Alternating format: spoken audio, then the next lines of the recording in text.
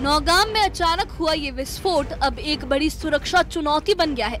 धमाका इतना अचानक हुआ कि मौके पर मौजूद क्राइम फोटोग्राफर मुबशिर मंसूर की जान चली गई और कई लोग गंभीर रूप से घायल हो गए। घटना के तुरंत बाद सुरक्षा एजेंसियों ने पूरे इलाके को सील किया और जांच शुरू कर दी ताकि विस्फोट के कारण और जिम्मेदार तत्वों की पहचान हो सके। इसी बीच अस्पताल पहुंचकर नेशनल कॉन्फ्रेंस के एमएलए मुबारक गुल ने इसे बेहद दुखद बताया। नौगांव में जो पुलिस थाने में जो ये हुआ, तो ये इसमें काफ़ी नेग्लिजेंस है, क्योंकि जब ये लाया गया ये बारूद वहाँ से, तो इसको प्रॉपरली हैंडल करना था। इसके लिए एक्सपर्ट्स की ज़रूरत होती है और ये ऐसे रखा गया वहाँ थाने में।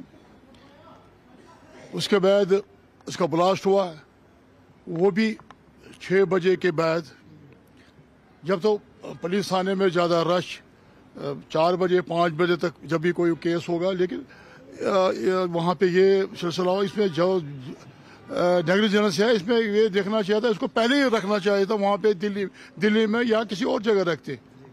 और इन चीज़ों से हमें सबक सीखना चाहिए, क्योंकि जो जाने ज़ाया होगी, हमारे जो इसमें जवान जो हो गए इसमें शहीद, और पुलिस के अफसर भी गए और दूसरे हमारे वहाँ मुलाजिम भी थे, फॉरेंसिक लेबॉर्ट्री के, वो एक कैमरामैन भी था और लेबॉर्ट्री वाला भी था। और ये मुझे समझ नहीं आ रहा है कि ये मुझे बताए कि शाम के 6 बजे क्या कर रहे थे वहाँ पे ये।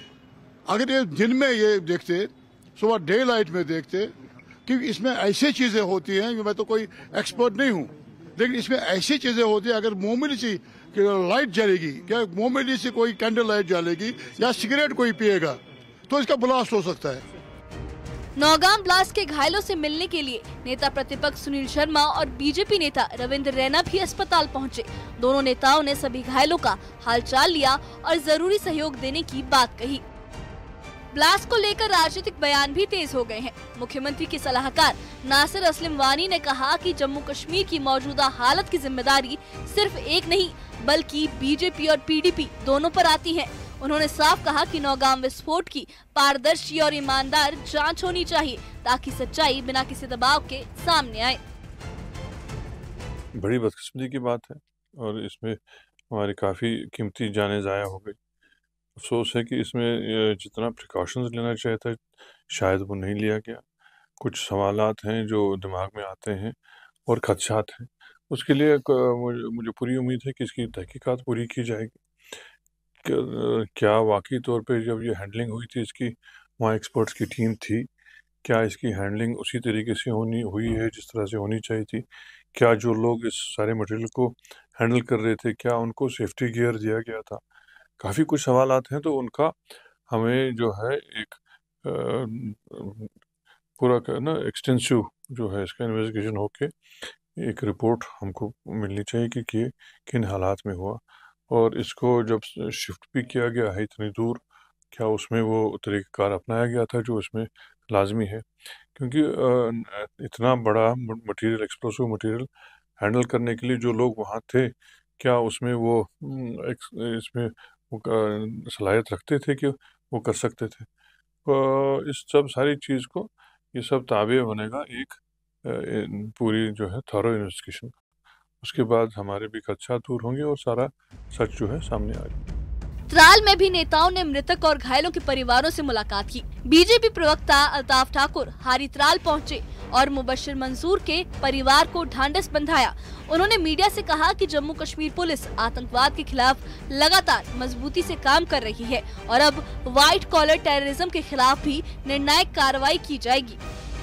2 दिन पहले जो एक accidentally blast Nowgam police station में हुआ है, जिसमें 10 लोगों की अब तक शहादत हुई है, जान गई है 10 लोगों की। उनमें मुबशिर साहब जो क्राइम फोटोग्राफर था, उनकी भी उसमें शहादत हुई है। आज इनकी फैमिली के साथ इज़हारी यकजहती और तज़ियत के लिए हम आए थे और यही दुआ हमने अल्लाह ताला से की कि इनकी शहादत को कबूल करे, क्योंकि डायरेक्टली इनडायरेक्टली ये भी तो दहशतगर्दी और आतंकवाद के ख़िलाफ़ इन्होंने भी इस लड़ाई में जो साथ दिया, क्योंकि ये वो बारूद जो वहाँ से आया था जिससे देश को दहलाने की बड़ी साजिश की थी, उसको जम्मू कश्मीर पुलिस ने नाकाम कर दी है। देश में जो बड़े पैमाने पे तबाही करने वाले थे ये वाइट कॉलर दहशतगर्द, जिसमें बड़े लोगों को अभी तक पकड़ा भी गया है। और उस चीज़ को सैम्पलिंग को डिफ्यूज़ करते करते मुबशिर साहब ने भी शहादत दी है। उनकी शहादत को सलाम करते हुए और ख़ासकर हम जम्मू कश्मीर पुलिस की प्रेरणा करते हैं कि पिछले 35 साल से जम्मू कश्मीर पुलिस के हज़ारों जवान दहशतगर्दी और आतंक के खिलाफ लड़ते लड़ते शहीद हुए। उनमें आज फिर एक बार चलो इनकी जान गई, उसके लिए बहुत ज़्यादा दुख है, लेकिन आतंक के इस मॉडल को जिस तरह से दहशतगर्दों ने बारूद बिछा के कोशिश की थी कि यहाँ तबाही मचा दी, उस तबाही को टालने के लिए जो कोशिश इन्होंने की उसमें उनकी जान चली गई। हम यही कहेंगे कि इनकी शहादत को कबूल करें। वहीं स्थानीय विधायक रफीक अहमद नायक ने इस घटना को बेहद दर्दनाक बताया। उन्होंने कहा कि भविष्य में इस तरह की किसी भी त्रासदी को रोकने के लिए संवेदनशील और खतरनाक सामग्री को सिर्फ निर्धारित और सुरक्षित स्थानों पर रखा जाना चाहिए। वहीं वरिष्ठ कांग्रेस नेता सुरेंद्र सिंह चन्नी ने भी शहीद फोटोग्राफर के परिवार से मिलकर संवेदना व्यक्त की।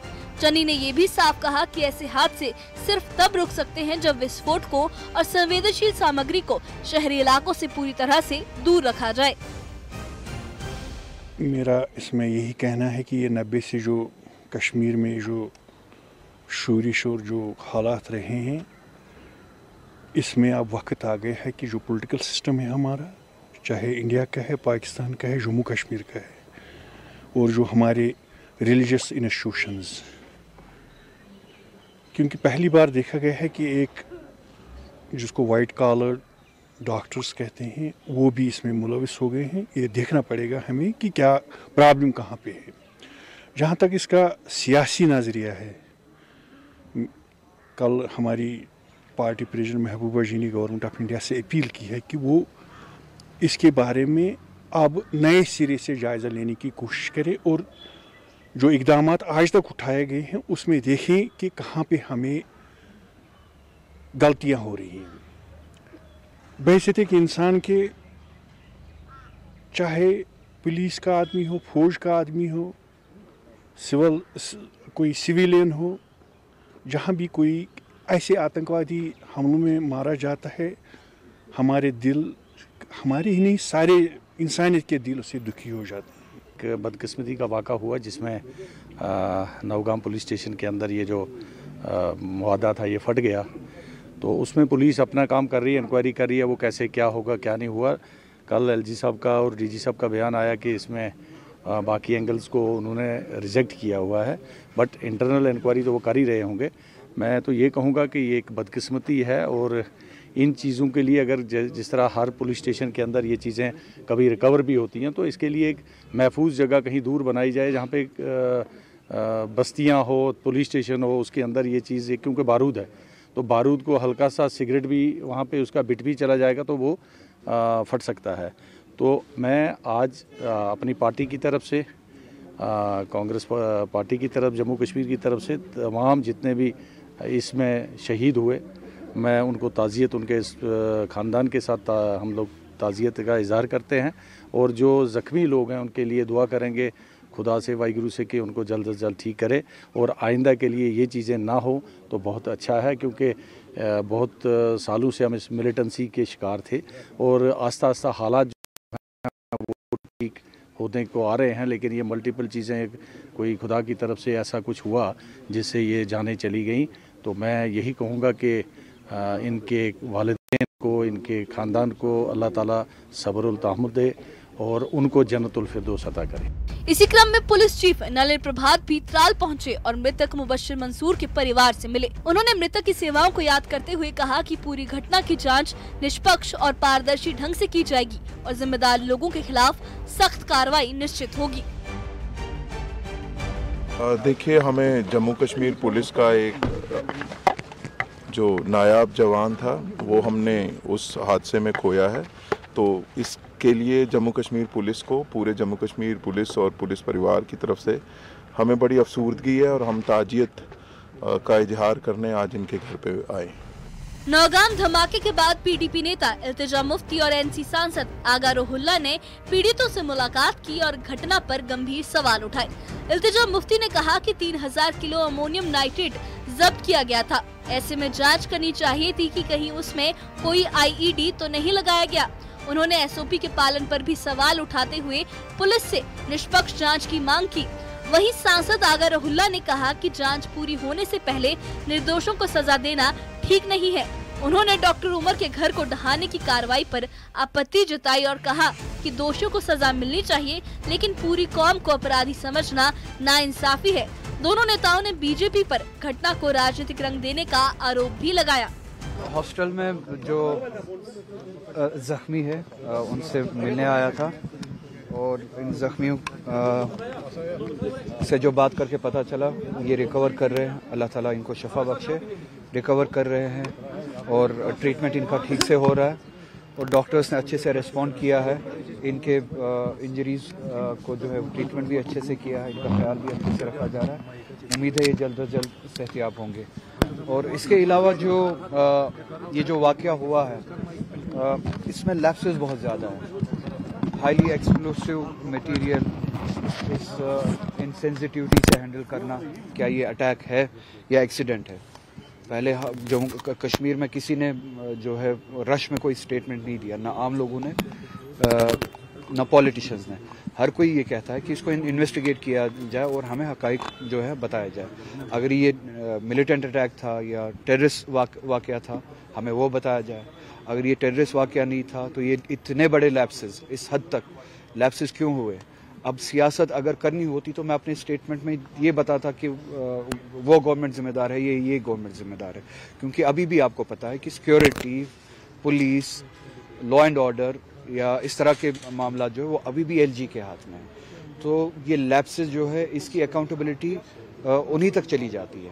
तो सियासत इस तरह के वाक़ात पे बीजेपी करती है, हम नहीं करते, क्योंकि हम इन वाक़ात के शिकार होते हैं। मुझे समझ में नहीं आता, जो 3000 अमोनियम नाइट्रेट सील इनने किया वो 4 दिन से यहाँ पुलिस स्टेशन में था और इसको सील करने के लिए इनने ऐसे लोगों को लाया जैसे तहसीलदार साहब थे जो सॉय बुक के थे। He had no expertise. तो मुझे समझ में नहीं आ रहा है कि it was an accident waiting to happen. I don't understand why this was done. जो एसओपीज थे, प्रोटोकॉल्स थे, I am not sure if it was even followed. आप मुझे बताइए, हम यहाँ अस्पताल इनसे मिलने आए, हम ताजियत के लिए सोयबुक गए, ताजियत के लिए नौगाम गए। क्या ये पॉलिटिक्स है? क्या इसमें सियासी रंग देना आपका ठीक है क्या? आप मुझे बताइए, जब हम अकाउंटेबिलिटी की बात करते हैं तभी बीजेपी कहते हैं आप इसको सियासी रंग दे रहे हैं। जब भी हम अकाउंटेबिलिटी की बात करते हैं, you don't want to take responsibility. हम पुलिस को ब्लेम नहीं कर रहे हैं, हम कह रहे हैं कि एक बहुत बड़ा लैप्स हुआ है, लैप्स ऑफ जजमेंट, जिसकी वजह से एक्सीडेंट हुआ। नौगाम ब्लास्ट ने एक बार फिर ये साफ कर दिया कि जम्मू कश्मीर जैसे संवेदनशील इलाकों में छोटी सी लापरवाही भी जानलेवा साबित हो सकती है। नेताओं के दौरे, जांच एजेंसियों की कोशिशें और सुरक्षा बलों का संदेश, सबका मकसद अब यही है कि सच्चाई सामने आए और ऐसी कोई अनहोनी दोबारा ना हो। Bureau report, news 18।